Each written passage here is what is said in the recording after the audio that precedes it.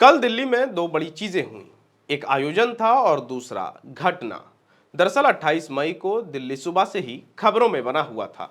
जहां एक तरफ प्रधानमंत्री मोदी ने नए संसद भवन का उद्घाटन किया, वहीं दूसरी तरफ जंतर मंतर पर धरना पर बैठे पहलवानों को पुलिस ने उनके जगह से हटा दिया।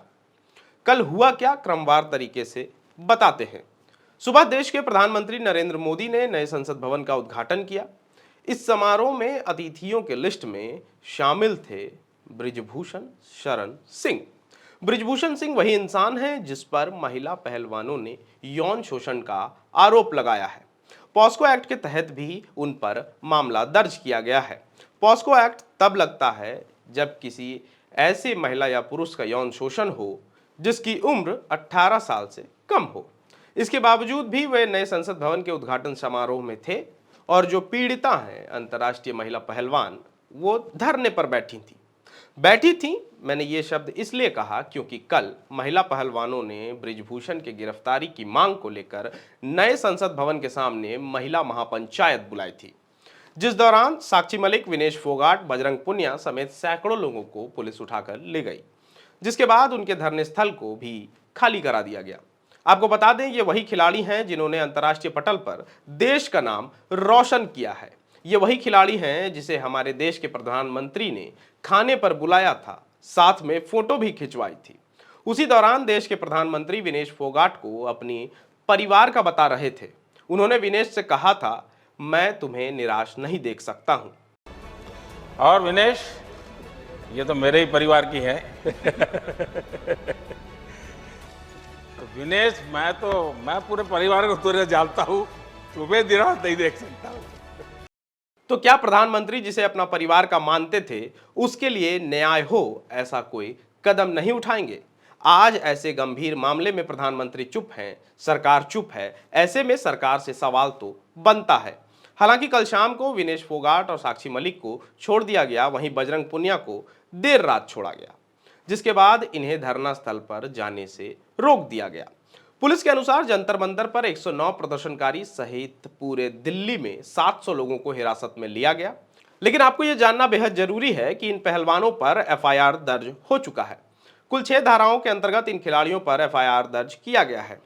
पुलिस ने इसको लेकर बताया कि भारतीय दंड संहिता आईपीसी की धारा 188, लोक सेवक की आदेश की अवज्ञा, 186 लोक सेवक के कर्तव्य निर्वहन में बाधा डालना, 353 सरकारी कर्मचारी पर हमला या आपराधिक बल का उपयोग के तहत प्राथमिकी दर्ज किया गया है। उन्होंने ये भी बताया कि आईपीसी की धारा 352 गंभीर उकसावे के अलावा हमला या आपराधिक बल, धारा 147 दंगा और 149 गैर कानूनी जमावड़ा भी इस प्राथमिकी में शामिल है। इन सब चीजों को लेकर ट्विटर पे भी खूब ट्वीट हो रहे हैं। विनेश फोगाट ने ट्वीट कर लिखा, दिल्ली पुलिस को यौन शोषण करने वाले ब्रिजभूषण के खिलाफ एफआईआर दर्ज करने में 7 दिन लगते हैं और शांतिपूर्ण आंदोलन करने पर हमारे खिलाफ एफआईआर दर्ज करने में 7 घंटे भी नहीं लगाए। क्या इस देश में तानाशाही शुरू हो गई है? सारी दुनिया देख रही है सरकार अपने खिलाड़ियों के साथ कैसा बर्ताव कर रही है। एक नया इतिहास लिखा जा रहा है। वहीं बजरंग पुनिया ने पत्रकारों से बात करते हुए कहा कि ये देश के लिए दुर्भाग्यपूर्ण है कि यौन उत्पीड़न के आरोपी एक व्यक्ति ने नए संसद भवन के उद्घाटन में भाग लिया। दिल्ली पुलिस को हमारे खिलाफ प्राथमिकी दर्ज करने में केवल कुछ घंटे लगे, लेकिन ब्रिजभूषण सिंह के खिलाफ प्राथमिकी दर्ज करने में उन्हें 7 दिन लग गए। वहीं साक्षी मलिक ने डिटेंशन के दौरान एक वीडियो शेयर करते हुए लिखा कि this is how our champions are being treated, the world is watching us. इसका अर्थ है, आप देखें कैसे हमारे खिलाड़ियों के साथ बर्ताव किया जा रहा है, पूरी दुनिया हमें देख रही है। इसी ट्वीट को रीट्वीट करते हुए ओलंपिक में गोल्ड जीतकर देश का नाम ऊंचा करने वाले नीरज चोपड़ा ने लिखा, यह देखकर मुझे बहुत दुख हो रहा है। There has to be a better way to deal with it, यानी कि इससे निपटने का एक बेहतर तरीका होना चाहिए।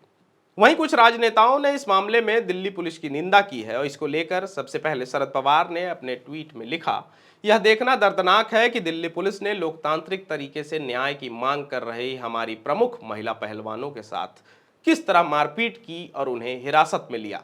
मैं हमारे एथलीटों के प्रति दिल्ली पुलिस के लापरवाह व्यवहार की कड़ी निंदा करता हूं।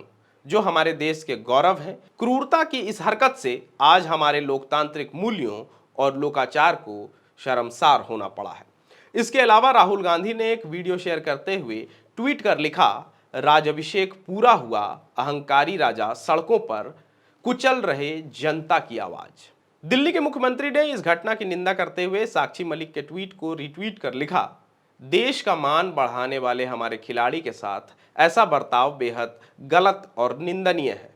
वहीं दिल्ली की डिप्टी कमिश्नर ऑफ पुलिस सुमन नालवा ने एएनआई से बात करते हुए बताया कि इन्हें इसलिए डिटेन किया गया था क्योंकि कल नए संसद का उद्घाटन था। सेंसिटिव एरिया होने के कारण इन्हें उस जगह पर महिला महापंचायत करने का आदेश नहीं था। इन लोगों को बहुत समझाया गया, इसके बावजूद यह महापंचायत के लिए निकल पड़े थे, जिसके बाद पहलवानों को डिटेन किया गया। लेकिन एक बात जो परेशान करने वाली है कि कल की घटना पर जो प्रतिक्रियाएं आई हैं वो दो धड़े में बटी हुई है। एक जो पहलवानों के साथ खड़े हैं, वहीं दूसरी तरफ लोग इन पहलवानों के लिए गलत शब्दों का प्रयोग कर रहे हैं। एक ने तो यह तक कह दिया कि दिल्ली के सड़कों पर कचरा साफ कर रही दिल्ली पुलिस। लोग समझने को तैयार नहीं है कि मामला संगीन है।